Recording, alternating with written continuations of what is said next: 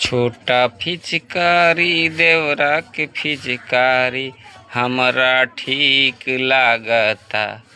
साला होलिये में हमरा बड़ा नीक लागता।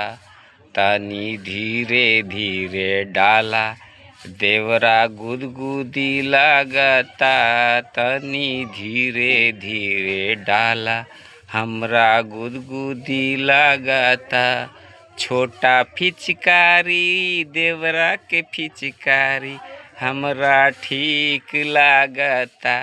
साला होलिये में हमरा बड़ा नीक लागता।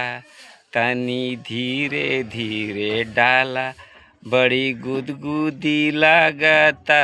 तनी धीरे धीरे डाला बड़ी गुदगुदी लागता। तनी धीरे धीरे डाला।